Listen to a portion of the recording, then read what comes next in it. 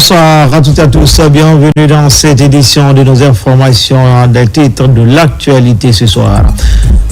Coopération avec la validation du tout nouveau rapport de collecte de données sur le cadre de ressources à moyen terme, un outil innovant appelé à révolutionner la coordination de l'aide au développement dans le pays.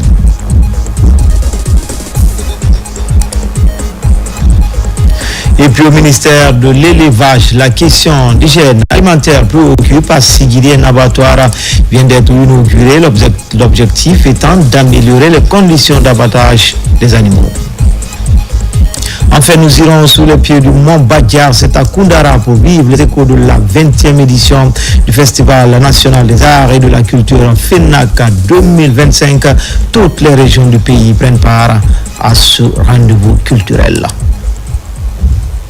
Voilà pour le sommaire, encore une fois, bonsoir à tous. Tout d'abord, coopération avec la validation du tout premier rapport de collecte de données sur le cadre de ressources à moyen terme, un outil innovant appelé à révolutionner la coordination de l'aide au développement dans le pays, conçu par le ministère du Plan et de la Coopération internationale. Ce nouveau système a été présenté au PTF, partenaire technique et financier. Mamadou Salouba. C'est un document décisif dans la gestion de l'aide au développement. Le cadre des ressources à moyen terme permet d'évaluer les ressources extérieures mobilisées, mais aussi de renforcer la coordination pour garantir une utilisation optimale selon les priorités nationales. Le document couvre la période 2023-2028. Pour soutenir cette dynamique, la plateforme ptf.gouv.gn devient un guichet unique pour toutes les informations liées aux interventions et au financement. Le CRMT occupe une place singulière dans notre architecture de planification. C'est un instrument de rationalisation, de transparence et d'alignement stratégique. Je pense que c'est une première que nous venons de lancer. Il y a des améliorations à faire et nous espérons que dans les prochaines semaines, nous pourrons disposer d'un document qui va permettre d'alimenter le processus budgétaire, d'avoir des meilleures prévisions pour la loi des finances de l'année prochaine. Les premiers résultats de ce document majeur sont révélateurs de la bonne coopération entre la Guinée et ses partenaires. Il fait état de 188 projets actifs, 31 partenaires engagés et plus de 8489 millions de francs guinéens déclarés. La Guinée ne se contente plus de recevoir de l'appui. La Guinée s'organise, elle oriente, elle pilote, elle exige l'efficacité. Nous devons continuer dans les années à venir sur nos ressources propres qui doivent constituer l'espoir de développement de notre pays.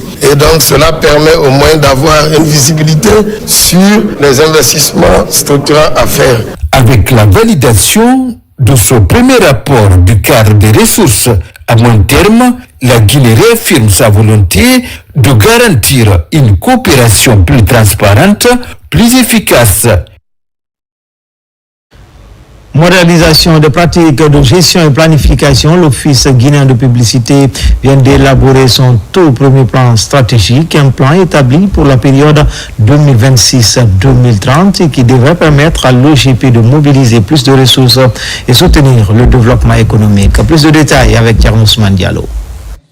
Au ministère de l'Information et de la Communication, l'Office guinéen de publicité se dote d'un plan stratégique pour les 5 prochaines années. Tirant les leçons du passé et décidé à mener des réformes en profondeur, la direction générale de l'OGP sonne la fin du pilotage en vue dans la gestion avec une feuille de route bien établie. Vous savez, le plan stratégique pour une entreprise, c'est très important parce que c'est ce plan-là qui nous permet de savoir exactement dans le futur où on va, quels sont nos objectifs, comment est-ce que notre société pourra se situer dans l'avenir. On a défini un certain nombre de valeurs qui vont être de base d'orientation pour le comportement de tout le personnel pour s'assurer que le plan stratégique qu'on va élaborer va être effectivement appliqué. Avec son plan stratégique, l'OGP entend surtout atteindre de meilleurs résultats et contribuer plus efficacement à l'économie nationale.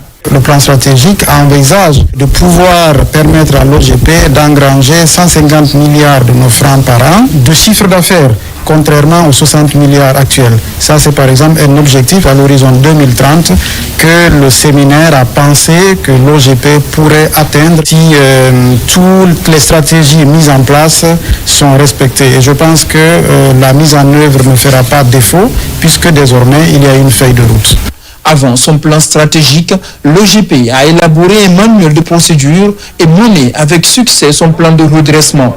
Des réussites qui galvanisent les travailleurs dans la mise en œuvre du plan stratégique élaboré.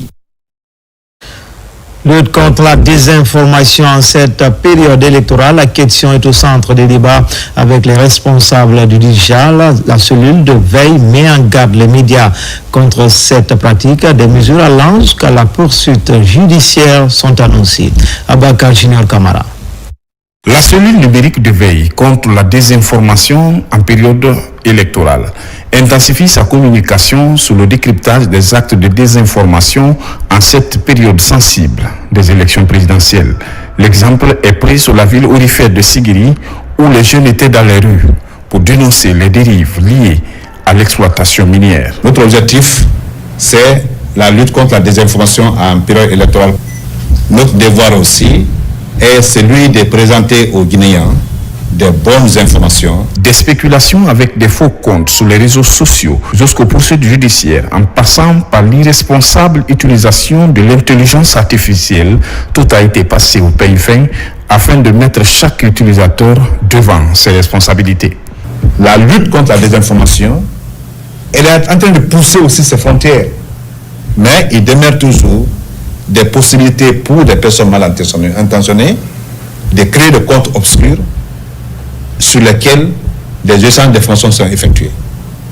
Je dirais à ce niveau que des dispositions techniques sont prises tant au niveau national qu'au niveau international auprès des Meta et des GAFAM qui collaborent étroitement avec les États en vue de déceler justement ces informations souterraines qui circulent et qui pourraient compromettre la paix et la stabilité dans notre pays si aucune mesure n'est prise. Ce point de presse, piloté par Skynet Cyber Academy, est animé dans un nodal de monitoring hautement équipé avec les appareils de dernière génération permettant de traquer tous les délinquants qui dérivent les contre-vérités afin de fragiliser le tissu social. Intronisation du 7e doyen de Batefula, le ministre directeur du cabinet de la présidence, accompagné de la ministre de l'Industrie. Honneur de leur présence à la cérémonie, le nouveau doyen Nanyuma Karifa Sidibé s'engage à préserver l'unité et la solidarité qui font la fierté du Batefula. Oumar Mari. La communauté des villages du Batefula a vécu ce dimanche 7 décembre 2025 à Sanoya une journée historique marquée par l'intronisation de son 7e doyen, Nanyuma Karifa Sidibé, âgé de 95 ans. Cette cérémonie, à la fois solennelle et profondément symbolique, a été honorée par la présence du ministre directeur de cabinet de la présidence, M. Diba Diakité, et de Madame la ministre de l'Industrie, des petites et moyennes entreprises, Dr Diaka Sidibé, tous deux dignes fils de cette communauté rassemblée à travers 40 localités. Les populations de Batefulasso, fortement attachées aux valeurs culturelles traditionnelles, ont décidé, comme consacré par l'héritage de nos ancêtres, d'introniser leur doyen d'âge qui assume désormais le rôle de guide, d'arbitre, de conseiller et de garant de l'unité. Car un adage malinké dit, une eau sans couvercle est chaude. Avant tout, il convient de rendre hommage profond et respectueux à ceux qui ont, chacun à leur époque, porté la lumière, conseillé nos jeunes et uni nos communautés. Nous honorons la mémoire de ceux. Il convient d'exprimer la fierté qui anime toute la communauté aujourd'hui, car le doyen n'est pas seulement intronisé, il est porté par son peuple, soutenu par ses pairs, respecté par ses enfants et écouté par ses petits-enfants. Par ailleurs, cette intronisation intervient au point nommé où les fils de Baté ont opéré une prise de conscience collective en créant une structure formelle dénommée Union des Batefilasso. Nous saurions terminer cette allocution sans adresser les remerciements les plus sincères des sages et des populations de Baté à son Excellence Mamadi Doumbouya, président de la République, chef de l'État, pour la marque de confiance qu'il a placée à notre communauté. Figure respectée, incarnation vivante des valeurs ancestrales, le nouveau doyen Nanyuma Kalifa Sidibé succède donc à Feu El Hadj Fana Sangaré, l'un des 6 chefs qui, au fil des années, ont guidé la communauté avec sagesse, engagement et sens du sacrifice. La cérémonie a également été l'occasion de rendre hommage à ces valeureux doyens disparus, dont l'héritage inspire encore aujourd'hui le vivre ensemble du Baté Foula. Au nom du ministre Djiba Diakité, à l'occasion de cet événement d'une portée historique et symbolique, l'intronisation du doyen de la communauté du Baté Foula. Cette cérémonie revêt une dimension particulière car elle marque la continuité d'une tradition ancestrale, héritière d'un patrimoine riche, transmis de génération en génération. Elle nous rappelle que dans nos villages et villes, la sagesse n'est pas seulement une qualité individuelle, mais un bien collectif au service de l'harmonie, de la justice et de la cohésion sociale. Aujourd'hui, en intronisant notre doyen, nous reconnaissons en lui un guide, un gardien de nos valeurs, un symbole d'unité et de dignité. Son expérience, son intégrité et son engagement envers le bien-être de notre communauté sont les fondations sur lesquelles nous plaçons notre confiance. Chers invités, notre monde change et face aux défis sociaux, économiques, environnementaux et culturels, les communautés rurales ont besoin de rester unies, solidaires et visionnaires. Nous avons besoin de leadership, mais surtout de leadership moral, incarné par des hommes et des femmes capables d'écouter, de rassembler et de protéger, comme notre bâtisseur, le président Mamadi Doumbouya.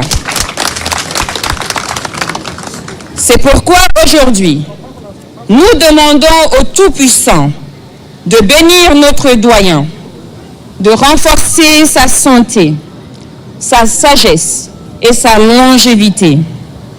Nous lui demandons également de guider ses pas afin qu'il continue à être un pilier de paix, de fraternité et de développement pour tous les villages du Baté Foula.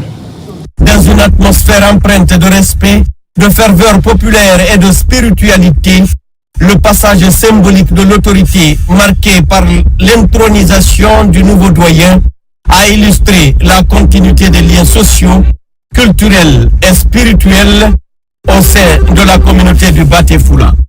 Des prières ont été formulées pour la paix, la prospérité et la sagesse du nouveau doyen. En prenant la parole, Nanyuma Kalifa Sidibé a exprimé son engagement à préserver l'unité, à renforcer la solidarité et à défendre les valeurs de dignité et de courage qui font la fierté du Baté Foula. Alhamdulillahi Arabil Alamin. Urite mola silaya. Kolote mola silaya. Alaba la mema. Jamadi benama. Namu. Wili silaya. Namu. Kabakuruma. Namu. Kasibila. Mba. Jamana mbatoa nanke. Namu. Tantam mbambani suledo. Amnamu. Okeni mwako ledo. Fefe. Musomi nani telenya kumukasiya. Namu. Obe muso cheti ledi. Namu. Alaba ya Canada. Amina lao ya Rabbi. Alache bunasi alaba sodaralu. Amina lao ya Rabbi. Barakela nani barakela. Namu. Modi barakela kono bedi ya karo. Namu. Maka barakela kajira ka tina ni barakela. Namu. Alaba barakela sarada. Amina lao ya Rabbi. Mama Zanka Barakela Dubla. Namu. Na ne do kene mari mu ko. Namu. Barakela sitambo mala. Namu. Ibra barani makedi sara. Mba. Ibra barani kedi sara. Namu. Kuri sara tekileni. Namu. Jiba anijaka. Namu. Wala dinabra ifo. Namu. Wala anna responsabilité kana to ko Mamadi Doumbouya ala basiri dama. Amin Allah ya Rabbi. Ala kana faduya. Amin Allah ya Rabbi. Ala kana dusala. Amin Allah. Bani keranya me de jusoro. Namu. Me jusoro ko sala ala kana dinde sala. Amin Allah. Ano ko me kunani. Namu. Nando man. Mba. Mena kana no ko ke. Namu. Ka mone bo Mamadi Doumbouya na koro.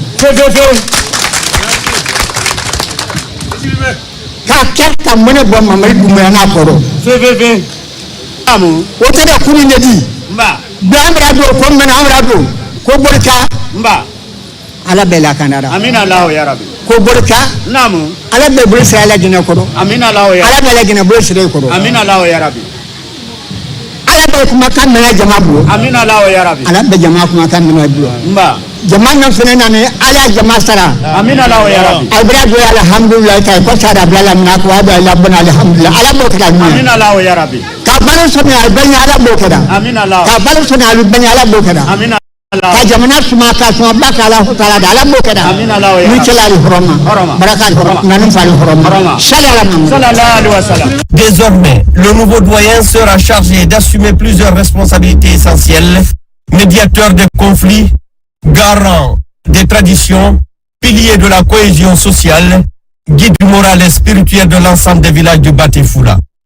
Après l'intronisation, les ressortissants ont célébré l'événement dans la joie à travers des danses traditionnelles et des manifestations culturelles propres à leurs identités.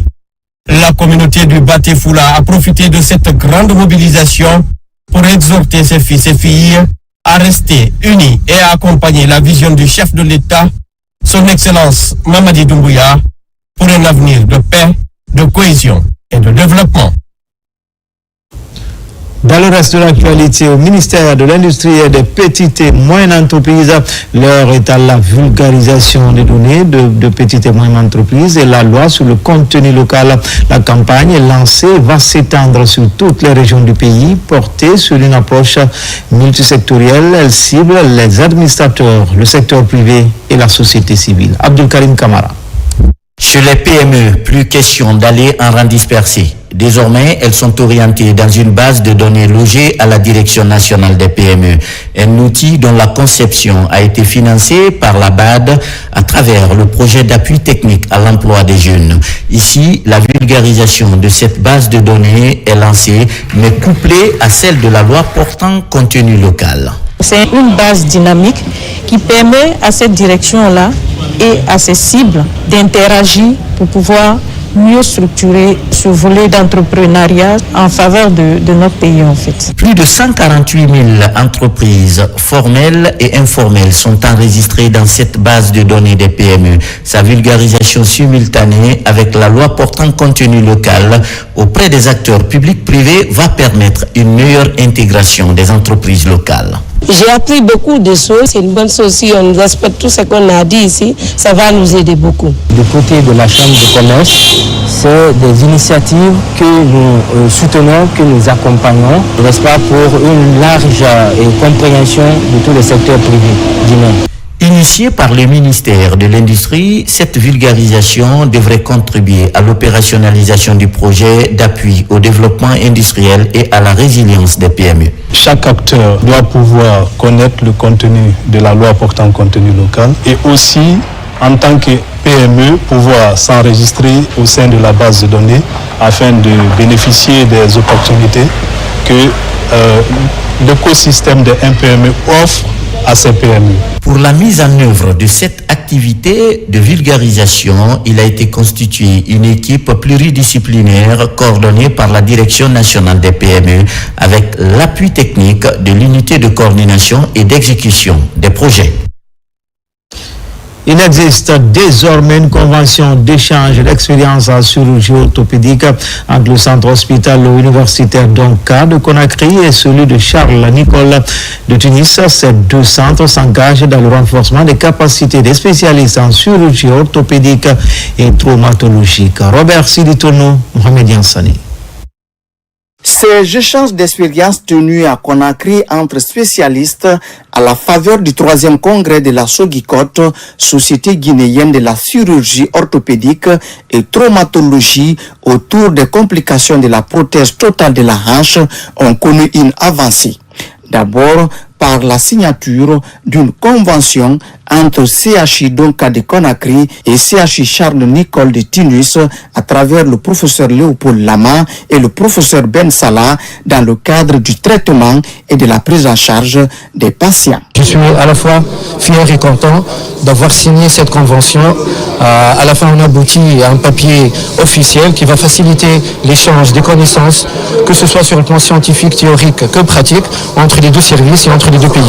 Ensuite, sur le plan des échanges scientifiques, des formations des étudiants et de la participation, les organisateurs de la rencontre se sont félicités des résultats auxquels le congrès de la SOGICOT a abouti. Ces conférences sont axées sur les pathologies de la hanche, les pathologies du genou, les fracas au niveau du bassin qui parfois entraînent la mort. Maintenant, nous avons échangé nos idées pour harmoniser nos connaissances par rapport à la prise en charge des malades qui sont des polytraumatisés. Mention spéciale a été faite par le Congrès pour saluer l'implication effective des autorités guinéennes dans l'atteinte des objectifs de la rencontre. Les défis actuels, c'est de dire d'abord merci au gouvernement à qui nous sommes en train d'adresser un plaidoyer pour que tous les hôpitaux de la Guinée soient équipés et qu'on soit capable de faire les prothèses totales de la hanche à Conakry, à Kankan, à Zédékouré, à l'intérieur du pays. Le prochain congrès de la SOGICOT aura lieu en 2027 à Conakry. L'Agence nationale de sécurité sanitaire vient de tenir sa toute première conférence scientifique. Le programme de formation en épidémiologie sur le terrain, experts et acteurs du système de surveillance sanitaire renforce leur capacité opérationnelle dans la lutte contre les épidémies en Guinée. Marie-Angélique Bangoura. Au cœur de ces 2 jours de rencontres, des séries de présentations se sont succédées, mettant en lumière les travaux menés par les épidémiologistes de terrain. Une formation est d'ailleurs offerte en amont grâce au programme de formation en épidémiologie de terrain. Nous le faisons dans un cadre sous-régional avec le programme de formation en épidémiologie de terrain avancé à Ouagadougou ou à Lomé avec le WAFEL-TIPI. Donc ça consiste à former ceux qui sont déjà dans le système pour permettre d'améliorer leurs compétences pratiques. C'est ce qui fait que le programme, c'est seulement 25% du temps qui est consacré aux cours théoriques et 75% ce sont des travaux de terrain. Dans un contexte où les menaces sanitaires restent récurrentes, cette première conférence scientifique marque une étape importante pour la Guinée. Elle rappelle que la formation continue et le renforcement de compétences des épidémiologistes constituent un levier primordial pour garantir une riposte efficace. Pour la prochaine fois, ce serait très intéressant que la LFC tienne compte, même pour la nouvelle cause des institutions hors public, ce serait intéressant pour le renforcement des capacités du système de santé. La problématique de la santé publique ne peut être abordée en vase clos. Au contraire, elle nécessite une approche intégrée qui tient compte de la santé humaine. Créée en juillet 2016, l'Agence nationale de sécurité sanitaire, sous le leadership du Dr Sakoba Keïta, a été en première ligne dans la lutte contre les épidémies. Sa prise de parole, riche de retours d'expérience, a permis de revenir sur les différentes phases de riposte, notamment lors de la 2e épidémie d'Ebola. Une success story saluée pour sa coordination et la rapidité de la réponse. Riposte contre le cancer du sein, un problème de santé publique. Les élèves sont conscientisés sur les défis. L'activité couplée au dépistage gratuit. Diana Yansani. Le club des amis du collège 28 septembre se sont mobilisés pour une action citoyenne d'envergure. Ils ont organisé une journée de sensibilisation dédiée au cancer du sein, une maladie dont la détection précoce peut sauver des vies. Plusieurs communications ont porté sur l'importance du dépistage régulier, les signes d'alerte à ne pas ignorer, ainsi que les gestes de prévention.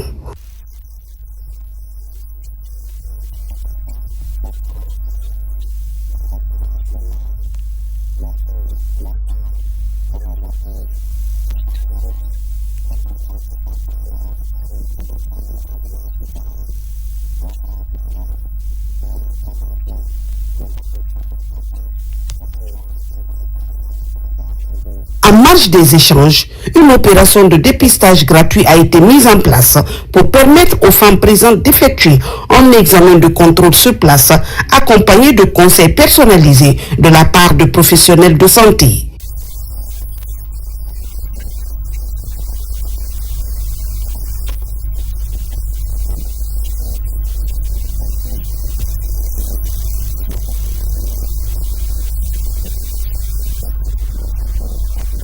À travers cette initiative, le club des amis du collège 28 septembre entend de contribuer à la lutte contre le cancer du sein et encourager la population à adopter une attitude proactive face à leur santé.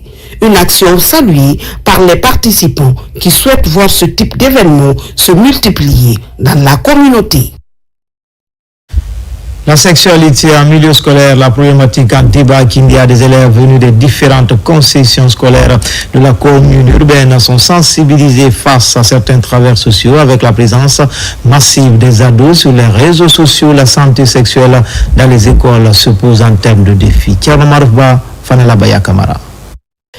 C'est une conférence débat entre professionnels de la santé sexuelle et élèves venus de différentes écoles de Kindia. Les images et autres vidéos qui circulent sur les réseaux sociaux ont une grande influence sur les adolescents, d'où le choix du thème lié à la gestion de l'âge de la puberté. Aujourd'hui, il y a même certains élèves qui prennent la photo de leur intimité, envoyer ça aux inconnus sur les réseaux sociaux.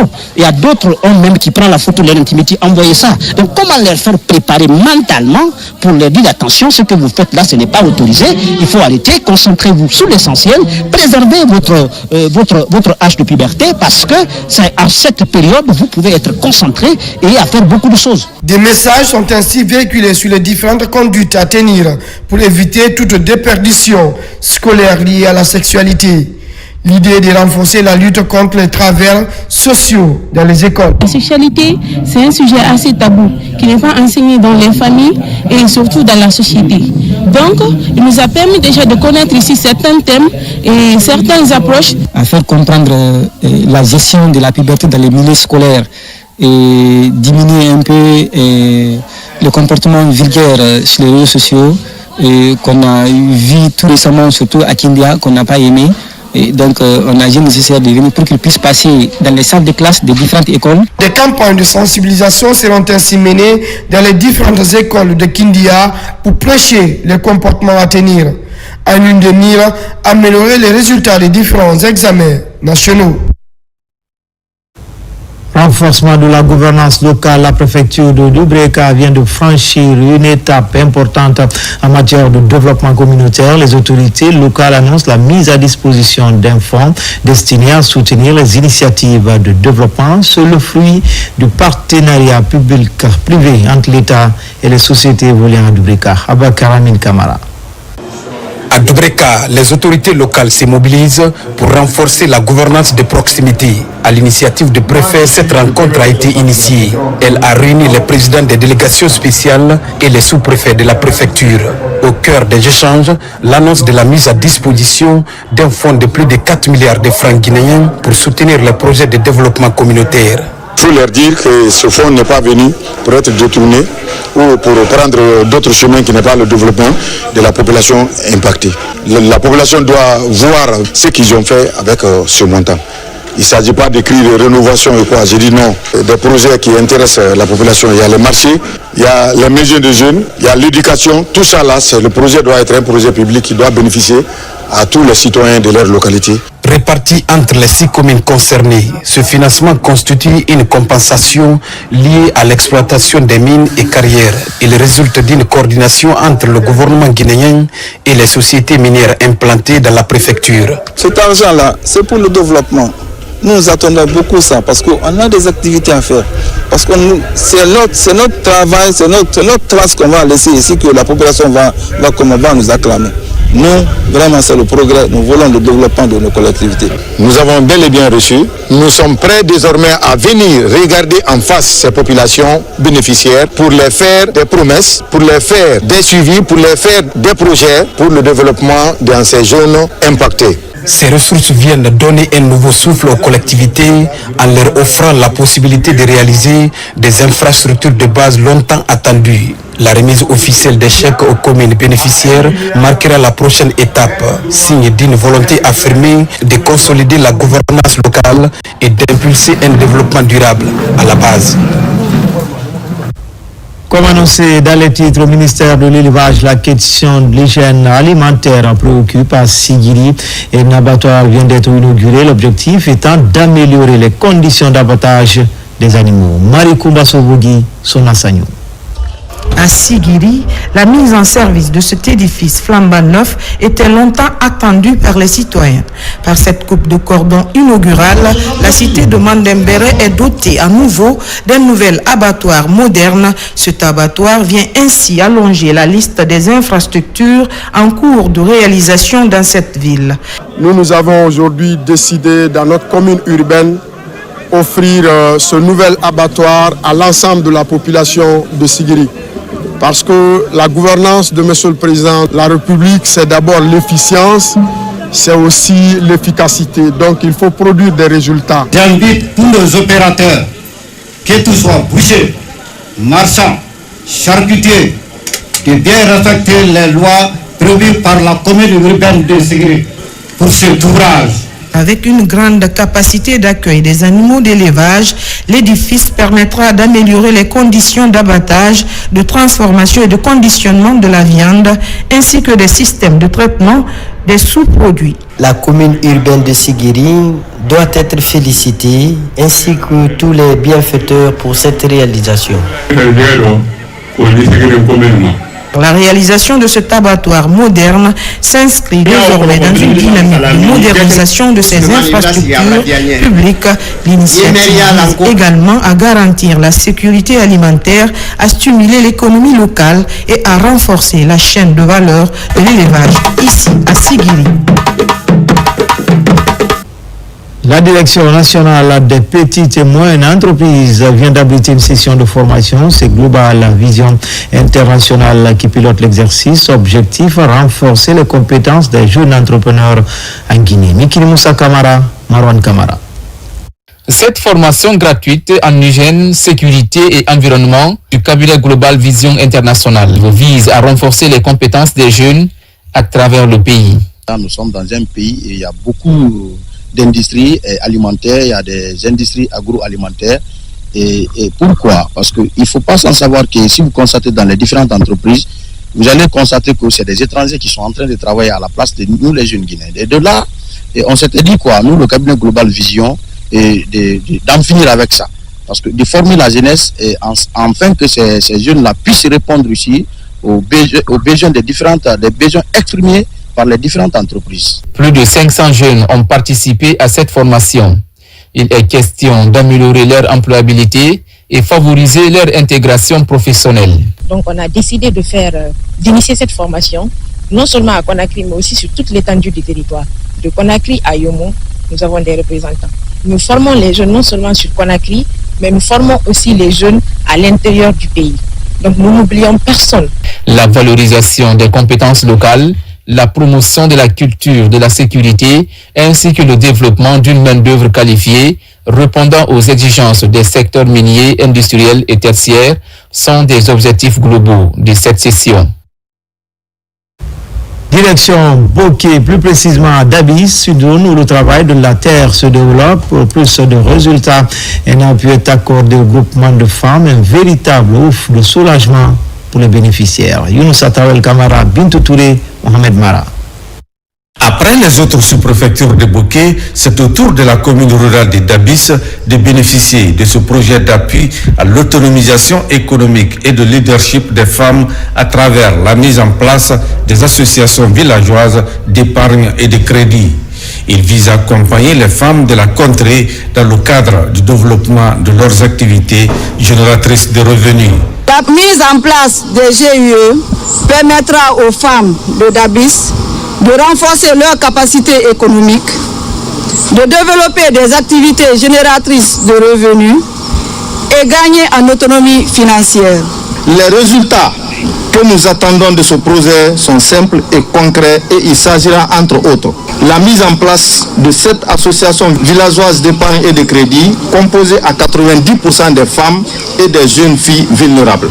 La formation de 175 membres, soit 95% des femmes issues des 7 avec sur les techniques de transformation agroalimentaire et au marketing digital des produits. Devant les leaders communautaires et groupements de femmes de Dabis, les partenaires techniques et financiers ont largement expliqué les avantages liés à ce projet en faveur des femmes. Chère population, je vous demande humblement d'accorder de l'importance à ce projet, puisque ce n'est pas une première fois.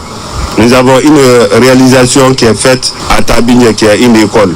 Si le même projet se retourne, je pense que c'est une bonne initiative. Le projet d'appui à l'autonomisation économique et de leadership des femmes est une initiative de la Fondation Orange mise en œuvre par l'ONG Adremgui et Child Fund dans la sous-préfecture de Dabis. La lutte contre la pauvreté en milieu rural est notre combat de la coopérative des femmes techniciennes et technologues de Cancan pour atteindre les grands enjeux. Un défi, un nouveau projet est officiellement lancé à Baté afin de transformer les femmes en atout pour le développement local. Djamoukaba, Toumani Sira Diallo.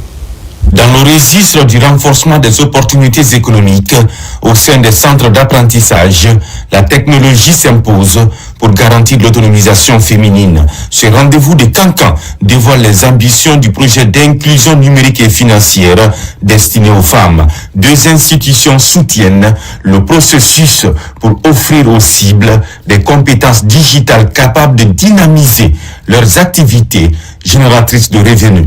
Par la mise en place de ces 5 associations villageoises d'épargne et de crédit, les femmes pourront constituer une épargne sûre, accéder à des petits crédits pour développer leur activité génératrice de revenus, renforcer leurs compétences en gestion, en finance et en leadership. La maîtrise des outils informatiques et l'indépendance financière de la couche féminine, 2 avantages exprimés pour lutter contre la pauvreté. Nous visons à créer un environnement favorable où chaque femme peut entreprendre, prospérer et se prendre en charge de manière durable. Par ce lancement officiel du projet d'autonomisation et de leadership à travers la mise en place de 5 groupes d'associations villageoises d'épargne de crédit dans la préfecture de Cancan, la coopérative des femmes techniciennes et technologues de Nabaya veut atteindre les enjeux du plan national. Sa vision est claire, transformer cette couche en atout pour le développement local durable. À Nzérékouré, des causeries éducatives sont organisées pour renforcer la croisade contre les violences basées sur le genre. L'inspection régionale de la promotion féminine pilote l'exercice à l'université de Nzérékouré. Une conférence débat est initiée pour interpeller les consciences. Mohamed Salioupaï, Mohamed Lamine Diallo, lancé Kamisoko. Au pied du mont Bronquetou, la commune rurale de Sinko franchit une étape importante dans la lutte contre les violences basées sur le genre. Des déclarations publiques d'abandon des mutilations génitales féminines sont faites au terme de plusieurs mois d'information, de sensibilisation et d'installation des structures de veille dans les communautés. Déclaration solennelle et suivant un consensus communautaire partagé. L'abandon définitif de la pratique de l'excision et du mariage d'enfants dans nos communautés villageoises. Nous nous engageons à mettre en œuvre dans nos différentes communautés.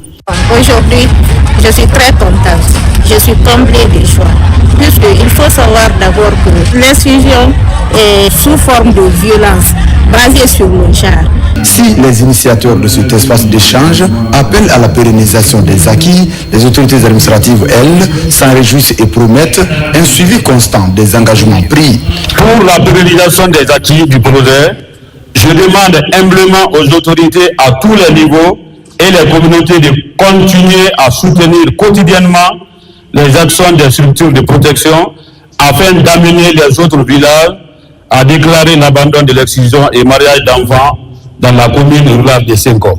L'autorité préfectorale, par le biais du département de la promotion féminine de l'enfance et des personnes vulnérables, ne ménageront aucun effort pour le respect des différents engagements pris dans le cadre de la promotion et de la protection des droits de l'enfant et de la jeune fille. Ces engagements communautaires sont le fruit de la synergie d'action entre l'ONG Cerveau-d'El, l'UNFPA et les démembrements du ministère de la promotion féminine, de l'enfance et des personnes vulnérables. Toujours en région, célébration à différé de la Journée internationale de sensibilisation sur l'albinisme à Farana, la mobilisation citoyenne a connu la présence de plusieurs personnalités. Pour marquer l'événement, des crèmes et autres présents ont été distribués à cette couche vulnérable. Ibrahima Oulem Foufana, Silati Kourouma. Faisons valoir nos droits, protéger notre peau, préserver nos vies. C'est le thème retenu cette année 2025 pour la célébration de cette journée. Ici à la Maison des Jeunes de Farana, la sensibilisation est axée sur le besoin urgent de prévenir le cancer de la peau chez les personnes atteintes d'albinisme par le biais du dépistage et l'accès à la crème solaire. Cette journée vise à sensibiliser, à informer et surtout à rappeler à chaque personne atteinte d'albinisme a droit à la dignité, à la sécurité, à l'éducation et une véritable place à la société. La distribution des crèmes solaires que nous faisons aujourd'hui est un geste simple mais vital. La direction générale d'AGN a jugé nécessaire d'accompagner ce projet. C'est une fierté pour notre entreprise de s'engager dans des actions comme celle-ci. En cette journée, les albinos bénéficient de l'accompagnement du groupe Africa Global Logistique en crème solaire. Une action humanitaire très appréciée aussi, bien par les autorités que par les bénéficiaires. C'est un plaisir pour moi de participer à cette rencontre organisée par les partenaires, les services sectoriels, dans la mesure où il était question de magnifier, de célébrer les personnes atteintes de l'albinisme. Partenaires, les partenaires viennent de nous offrir gratuitement des crèmes solaires, des médicaments et des vêtements. Nous les remercions. Ce moment solennel a été une aubaine pour l'association des albinos de Farana de déballer les maux dont ils souffrent, à savoir la discrimination, la peur ou encore l'insécurité. Clôture à Conakry d'une formation destinée à renforcer les capacités du personnel médical sportif. 60 agents ont été formés aux techniques de kinésithérapie, de massage et de rééducation fonctionnelle. Initiative de la Direction générale de la médecine du sport sur financement de l'ONFPP. Objectif améliorer la prise en charge des athlètes, mais aussi du grand public. Komara Moussa. C'est un jour d'accomplissement et d'espoir pour ces 60 agents médico-sportifs. Ils viennent d'achever une formation intensive en kinésithérapie sportive, massage et rééducation fonctionnelle. À l'origine de l'initiative, la médecine du sport sur le financement de l'Office national de formation et de perfectionnement professionnel. Ce certificat en kinésithérapie sportive, massage et rééducation fonctionnelle représente bien plus qu'une attestation pour nous. Il symbolise un véritable engagement à améliorer les conditions de santé de nos sportifs. Aujourd'hui, nous ne clôturons pas seulement une formation. Nous apportons notre pierre au renouveau du sport guinéen. Grâce à cette session de kinésithérapie sportive, vous êtes désormais outillés pour prévenir, traiter et accompagner nos athlètes avec des approches professionnelles, efficaces et adapté aux exigences du sport moderne. Ces nouveaux professionnels devraient jouer un rôle clé dans la performance sportive. Les respectives contribueront à prévenir les blessures et améliorer la qualité de vie des personnes qu'ils accompagnent. Cette formation va apporter quelque chose de bien dans ma vie prochaine parce que ça me permettra vraiment de faire la prise en charge des athlètes, de leur performance, de leur permettre de faire une bonne récupération. Je recommande vivement à la médecine du sport de se rapprocher des différentes fédérations, des clubs, afin ne serait-ce que des essais, des stages, pour que vous puissiez bénéficier déjà de la pratique de la formation que vous avez bénéficié. Cette clôture marque le début d'une nouvelle aventure pour ces 60 agences médico-sportives. Leur utilisation rationnelle et judicieuse reste le principal défi. Nawal, sur la nuit du sacre des entreprises et promoteurs miniers, thème retenu cette année, valoriser l'excellence et accélérer la transformation du secteur minier guinéen. L'idée de mettre en lumière l'excellence, l'innovation, la responsabilité, mais surtout les bonnes pratiques des acteurs du secteur. Saint-Martin Fancinadounou, Kandesila.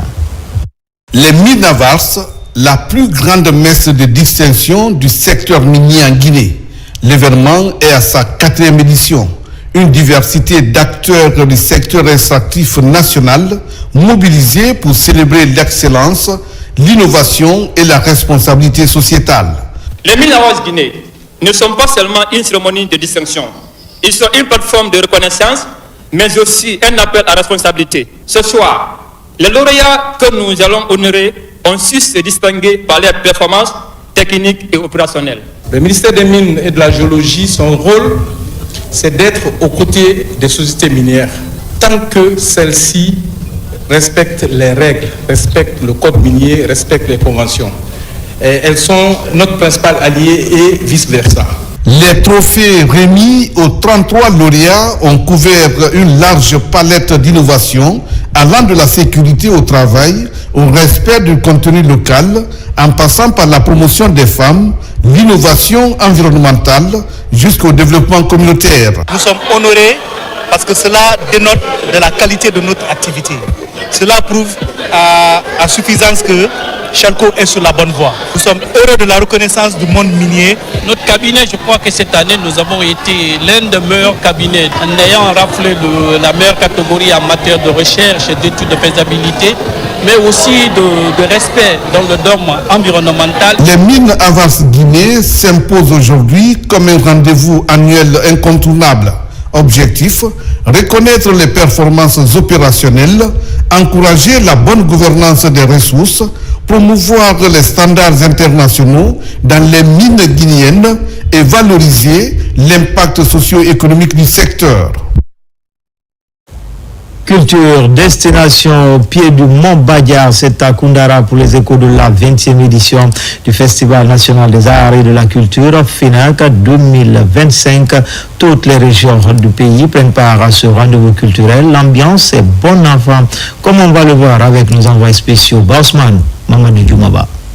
Durant ces 3 jours, le 5, le 6 et le 7 décembre, c'est tout le Badiar qui va vibrer au rythme de la 20e édition du Festival national des arts et de la culture FENAC 2025, la toute première édition délocalisée hors de la capitale Conakry. Les festivités démarrent par un carnaval géant dans les grandes artères de la ville de Koundara.